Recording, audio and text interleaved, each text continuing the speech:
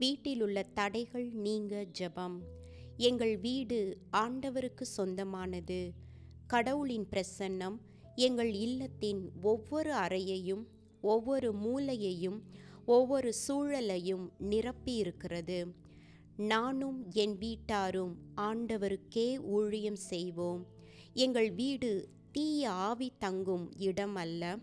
அது பரிசுத்தத்தின், சமாதானத்தின் மற்றும் தெய்வீக அக்கினியின் ஆலயமாகும். ஆண்டவரின் மகிமை அதன் மேல் தங்கியிருக்கிறது. இப்போது எங்கள் இல்லத்தின் ஒவ்வொரு அறையும் இயேசுவின் இரத்தத்தின் ஆற்றலுக்கு கீழ் வருவதாக என்று நான் அறிக்கையிடுகிறேன்.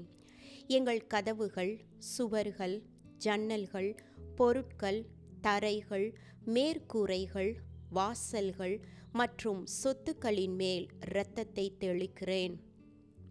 நான் இரத்தத்தை கண்டு உங்களை கடந்து செல்வேன், கொல்லும் கொள்ளை நோய் எதுவும் உங்கள் மேல் வராது என்ற வார்த்தையின்படி எல்லா அழிவுகளும் எங்கள் வீட்டை தாண்டி போகட்டும். இரத்தத்தால் எதிரி ஒடுக்கப்படுகிறான். எங்கள் இல்லத்துக்குள் நுழைய முயன்ற அல்லது தங்க முயன்ற ஒவ்வொரு தீய ஆவியும் இயேசுவின் நாமத்தில் வெளியேறட்டும். இப்போது இயேசு அதிகாரத்தோடு தீய ஆவிகளுக்கு கட்டளையிட்டார். அவை கீழ்ப்படிந்தன. அதே அதிகாரம் இப்பொழுது எங்களில் செயல்படுகிறது. ஒவ்வொரு துன்புறுத்தும், பதட்டப்படுத்தும் ஆவி வெளியேறட்டும். அதன் பணி ரத்து செய்யப்படுகிறது. அதன் உரிமை உடைக்கப்படுகிறது. அதன் அணுகல் தடை செய்யப்படுகிறது. இப்போது தூய ஆவியின் நெருப்பு எங்கள் இல்லத்தில் பரவி இருக்கிறது. நம் ஆண்டவர் அழிக்கும் நெருப்பு போன்றவர் என்ற வார்த்தையின்படி ஒவ்வொரு இருளின் செயலும், ஒவ்வொரு சாப பொருளும், அனைத்து மறைக்கப்பட்ட சிலை வழிபாட்டு செயல்களும் அழிந்து போகட்டும். எங்கள் வீடு ஆண்டவரின் பிள்ளைகள் தங்கும் ஆலயமாகும். ஆகையால் எந்த மோசமான பொருளும், எந்த கபட சின்னமும் நுழைய முடியாது. ஒவ்வொரு பொய் பலிபீடமும் உடைக்கப்படட்டும்.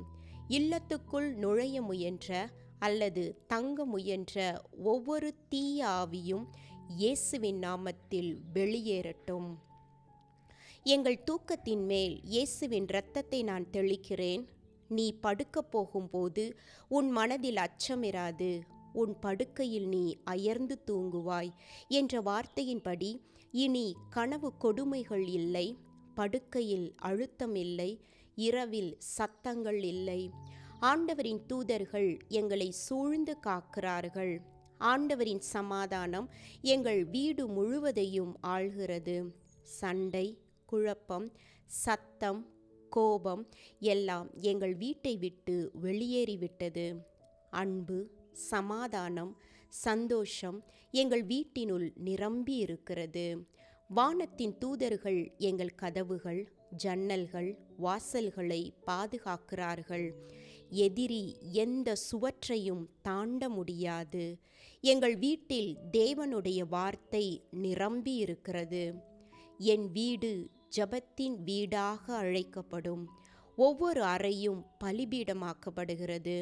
ஆண்டவரின் மேகத்தினால் வீடு நிரப்பப்பட்டிருக்கிறது. ஒவ்வொரு குடும்ப உறுப்பினருக்கும் விடுதலை கிடைத்திருக்கிறது.